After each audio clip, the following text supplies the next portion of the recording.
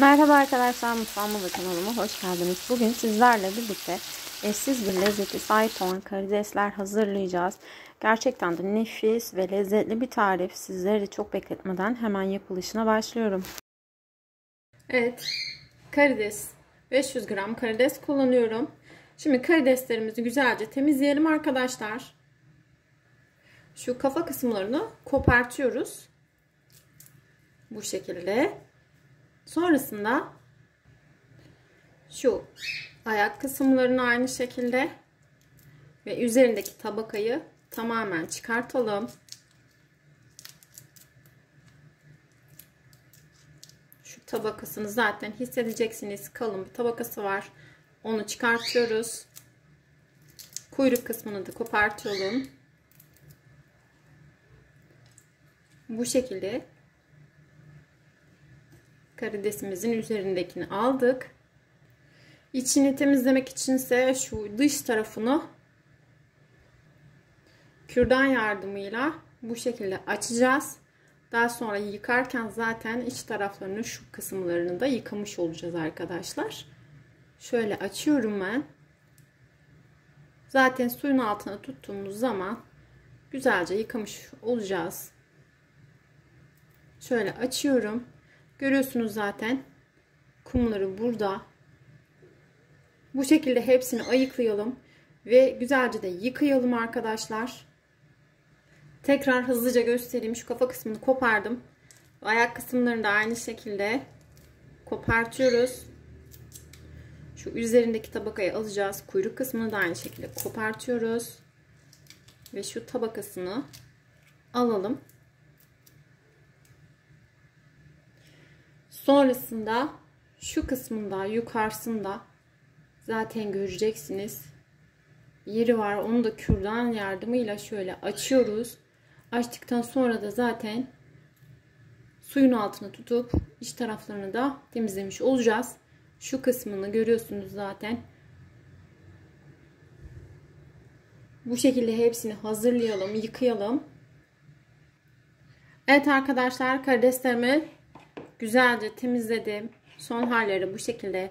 Şu iç taraflarında dediğim gibi önce kürdan yardımıyla boşalttık. Sonrasında da suyun altına tutarak güzelce yıkadık.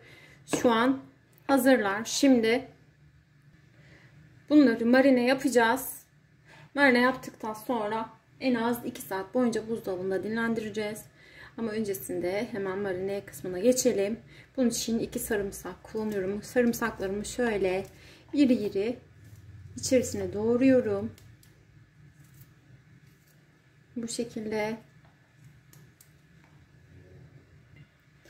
İçerisine bir tutam maydanoz. Maydanozumuzu da aynı şekilde şöyle doğruyorum.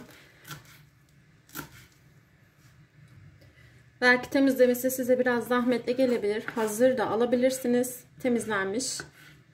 Ama inanın ki bu lezzete değer. Maydanozlarımı da ilave ediyorum içerisine.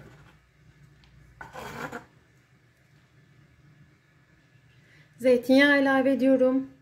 Zeytinyağı da şöyle yarım çay bardağı kadar zeytinyağı ilave edelim. Çok az da tuz koyacağım. Çok az karabiber. En sonda Akdeniz baharatlarından şöyle ilave ediyorum. Karışık. İstediğiniz miktarda koyabilirsiniz. Şöyle. Şimdi arkadaşlar bunların hepsini şöyle güzelce bir karıştıralım. Güzelce iyice birbirlerine yedirelim.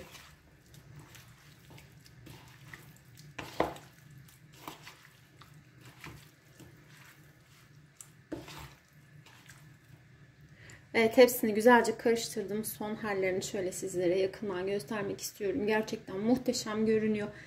Eşsiz bir lezzet gerçekten de. Şimdi üzerlerini şöyle streç filmle kapatacağım arkadaşlar ve buzdolabında en az 2 saat boyunca marine olması için bekleyeceğiz.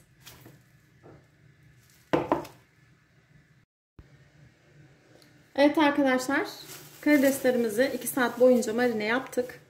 Şöyle göstereyim size son halleri bu şekilde. Şimdi tavamıza alacağız. Bu şekilde tavama aldım. Hepsini boşalttım içerisine. Şöyle de düzeltiyorum.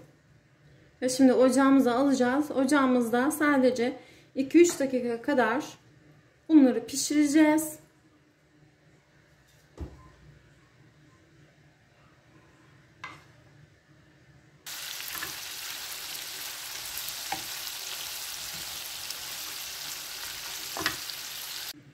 Evet arkadaşlarım, karideslerim şu an servise hazır. İsterseniz yanına pirinç pilavı yapabilirsiniz. Patates kızartabilirsiniz. Harika bir tarif, nefis.